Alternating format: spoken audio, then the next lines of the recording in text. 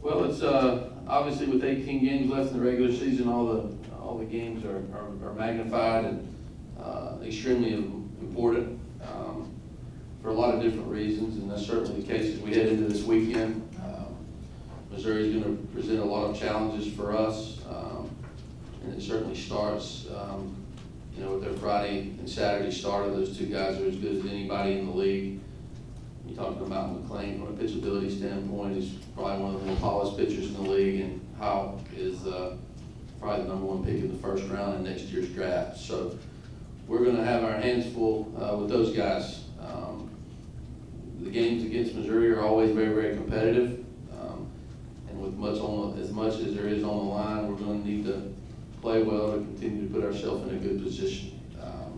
We're excited about being home again. I think 9 of our last 12 SEC games have been on the road, and that's one of the reasons why I'm pretty proud of this group for putting themselves in the position that they're in.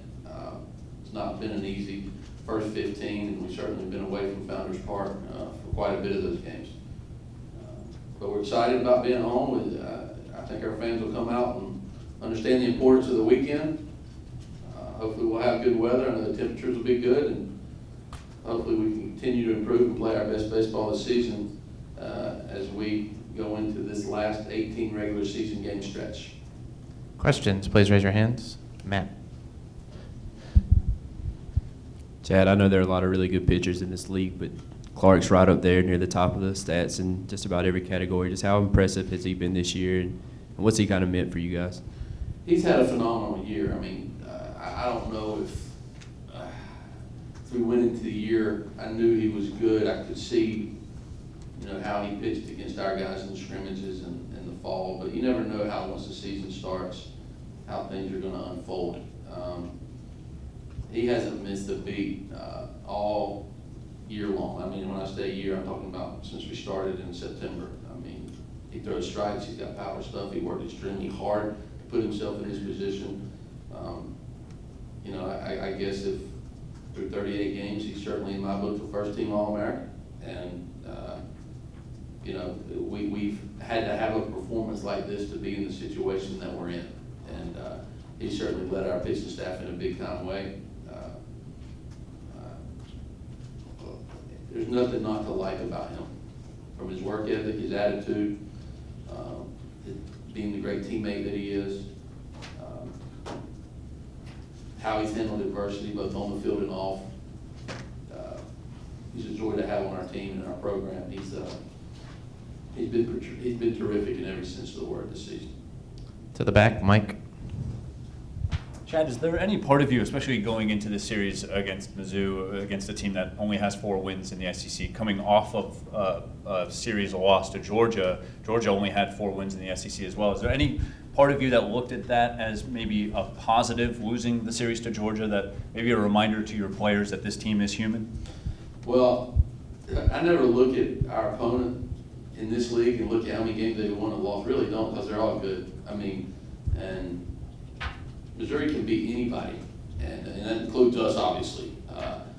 McClain and Howe they can stuff anybody on any given day. And, we go into this thing every weekend in the league thinking it's, you got to play better than your opponent to win. And whether we're playing Florida, whether we're playing Vandy, LSU, Missouri, it doesn't matter. All the teams are good enough. If you don't play better than your opponent, you're not going to win. And so this is just one of 10 weekends in which we're playing a great opponent. And I know their record maybe doesn't indicate great, but when you watch those kids pitch and the way that they compete, our hands are going to be full, I can assure you. So I know our players, Missouri has our players' attention. We watched them on video. They've seen those kids pitch, and sometimes in this league the ball doesn't bounce your way and you lose some games. But they could easily go 11-4 the next 15 and be in the NCAA tournament. And that happens from time to time in this league. And so you just have to take it one game, one weekend at a time, understand that you're playing a quality opponent. And it's never any fun to lose a series. And so I don't see anything in regards to that being a blessing in disguise by any stretch. We had an opportunity to win last week at Georgia, and we didn't play as well as we would like. Now we're playing at home, and and we're excited about the challenges in front of us.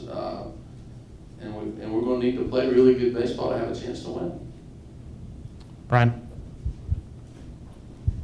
You already talked about Clark a little bit, but with Clark and Braden both being named the Golden Spikes list, what does it mean to you that 2 of your 3 starting pitchers on the weekend are on that Golden Spikes list?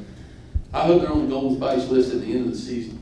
And, it's a great honor for those guys at the midway point to be recognized where they are. Clark's been, he's been pretty close to flawless, with the way that he's performed. Braden has had dominant performances.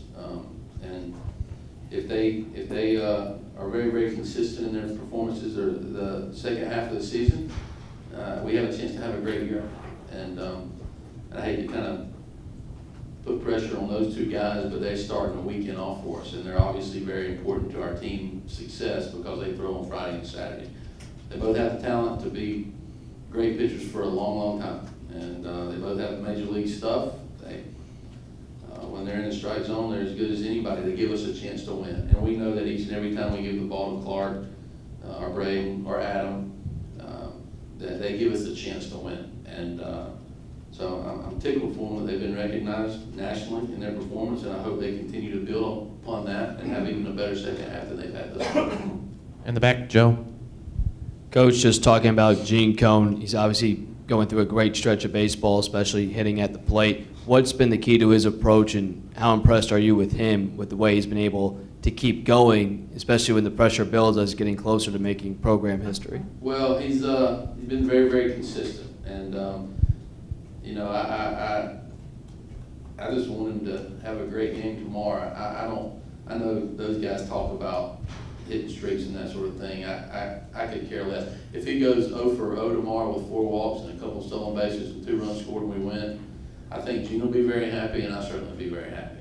And Gene's very experienced. He's worked hard. He's very comfortable, and I'm really, really happy for him. I just felt like he could play like this, and I got to see some glimpses here, even though it was in some stretches.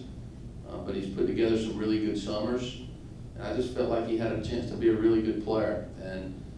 And once we gave him some opportunities after the first couple of weekends, he started putting it all together, and he's been very consistent for us. Probably our most consistent player. And the fact that he's got 22 walks and 13 strikeouts all year is pretty impressive. And he's doing just what we asked him to do. And happy for him. He's putting together a great season. Scott, Derek, and then John. I guess for the first time this season, certainly since conference play started, Braden is sort of facing some adversity after being roughed up at Georgia. How has he been this week in dealing with that adversity as he gets ready to pitch on Saturday? Well, he hadn't been perfect all year. He had a couple of rough outings. He maybe had a rough outing or 2 early in the year before conference play, and he's handled adversity fine. Braden's only thinking about the next pitch. He's not a kid that carries previous performances around. That's not who he is. He's a happy-go-lucky kid. It's very, very difficult to describe him. He's very unique and in a good way.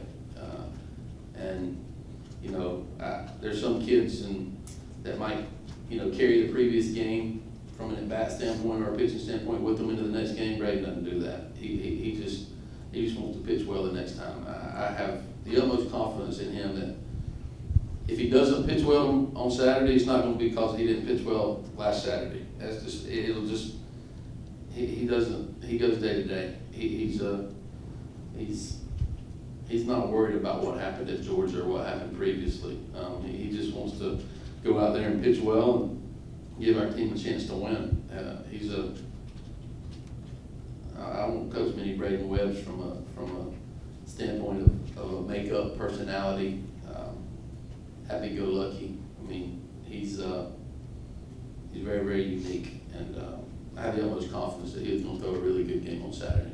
Derek? Furman's had its own struggles throughout the year, but how important do you feel last night was for a confidence perspective for your offense?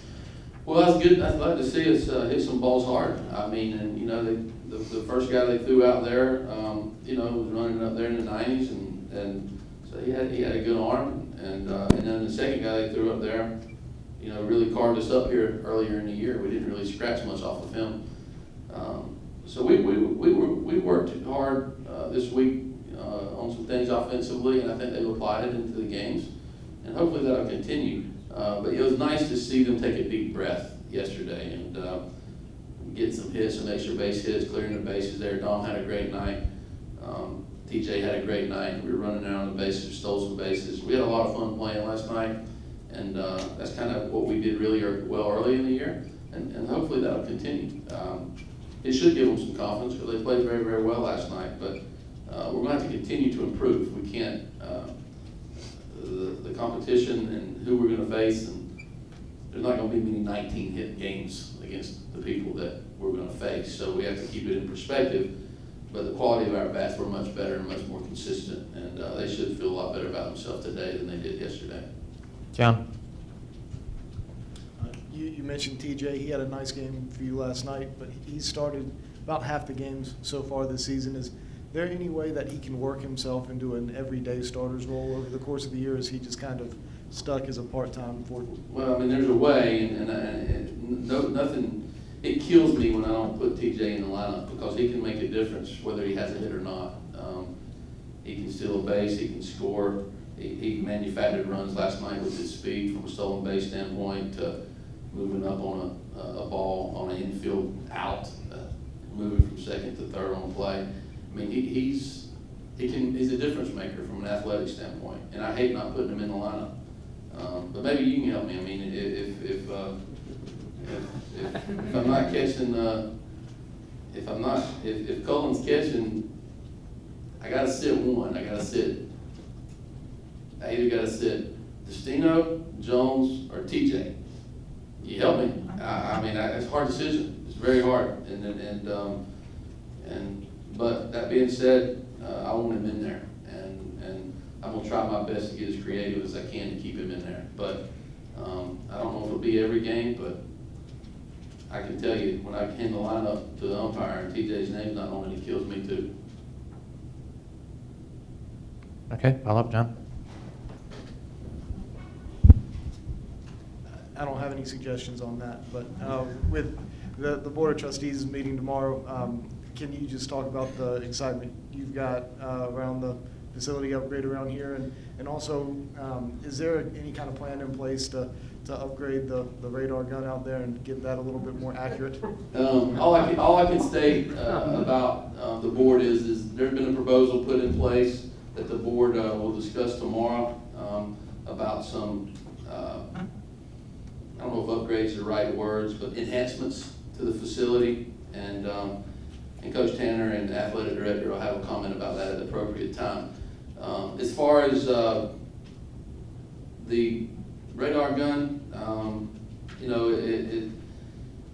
that the gun and the miles per hour on the scoreboard was put on there for our fans, and it's certainly not anything that our coaches or our players really pay close attention to, because where we're having to put the gun is not as accurate as we want it to be.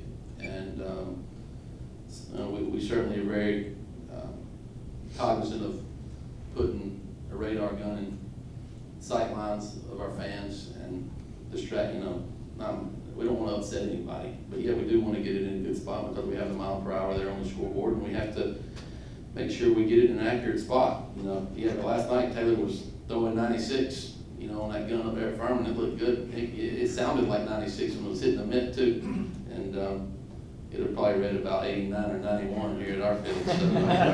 So at least he got a boost to his ego last night. We're working on that. Hopefully we can get it rectified here real soon. Brian, and then Matt. Kind of added on one of his questions, but this is more for Saturday. But 38 games in the year, how valuable has that collaboration with Founders Park been for your program? Well, Founders Credit Union and Bruce Brumfeld they're as good as any people that I've ever met, and they love the Gamecocks.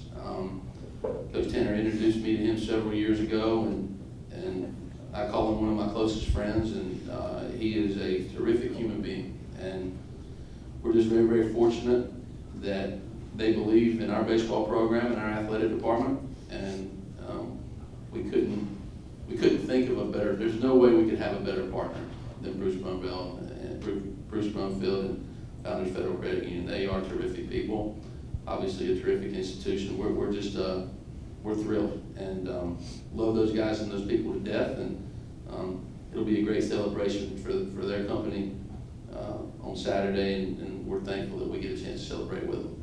All right, Matt and then John.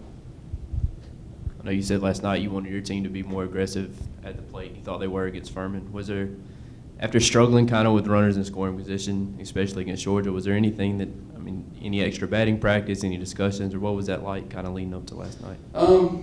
Yeah, we had some conversations, and well, I just felt like the last couple of weeks we got into a habit of being a little bit too passive. We were wishing some good things were going to happen to us. We were hopeful good things would happen. We were hopeful we would get a hit. We weren't aggressive enough, and we weren't aggressive enough in our approach. We weren't aggressive enough in the way that we swung the bat. We weren't aggressive enough in the way that we ran the bases, and some of that's on me. We just spent 2 good days of work of swinging the bat and being aggressive and swinging the bat like we know we can, and you know, not being so.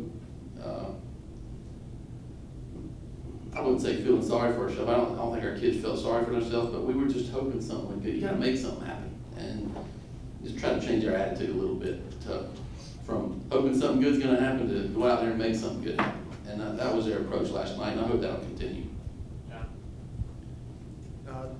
Taylor has been pretty effective in his starts for the first few innings. He's had a lot of success in a relief role here. Do you look at him and going forward in that role, or do you like him where he's at right now? Well, no, I thought about this long and hard last night, and obviously he did give us some good innings last night. The ball was really coming out of his hand, and I think that, I don't know how much he'll be available this weekend because of his pitch count last night, but we don't have a game next week, and I certainly want a fresh Taylor Widener available as we go into weekends in the future. Now, that being said, we got 3 middle-of-the-week games that are going to be important too, and that doesn't mean he's not going to pitch in those. But I do like the idea of having Tyler Johnson and Taylor Widener back there in the back of our bullpen to go along with Reed Scott and Josh Reagan. I think that's very formidable, and that's very deep, and it's got some power arms and some pitchability, and we can match some guys up. So I certainly love the way that he's been throwing, and I think maybe in short stints, he might even throw it a little bit harder than he threw it last night, and that's certainly encouraging. His arm's feeling very, very good. And I was intrigued, not intrigued, I was very encouraged by the way Brandon Murray threw the ball last night too. He's done some things, made some adjustments in the bullpen from a fundamental standpoint, and I think some of the best velocity that he's had since he's been here occurred last night. Coach Myers is doing a terrific work with him to try to get through some of the problems that he's kind of endured. And I have a feeling our bullpen can be very, very deep and formidable as we go into the end of the year. And all those guys are certainly a part of it, and there's certainly more that can step up. But Taylor's a big part of that. Brandon's been much improved. Now he hits the 94s and 95s last night for the first time since he's been here. That's encouraging, and we certainly love the way that Reed and Tyler and Josh have done all year long. Coach, knowing that this weekend you could surpass last year's win total for the entire season, I gotta imagine right now you feel pretty thrilled that the team has really bounced back this year. I mean, do you even think about last year's misery now, knowing how far you guys have come as a program? Honestly, Joe, I don't mean to drop some coaches speak on you, but I just want to win one game tomorrow, and I'll look back when we're done with 56 and see the improvements that we made. Like when you coach in this league, there's no guarantee you're going to win another game. That's just because every game is just so close, and every game is so evenly matched. And just take it one game at a time. And I know you guys hate to hear that, but gosh knows in this league it's true. And I just want to go 1-0 tomorrow, and I hope my team feels the same way. I'm not going to wrap myself up with what we did last year at this point. I've got enough on our plate right now, and maybe when this season's over, we'll look back and say, we did some things a lot better this year than we did last. But right now, let's just try to play better than our opponent tomorrow, and that's going to be the focus.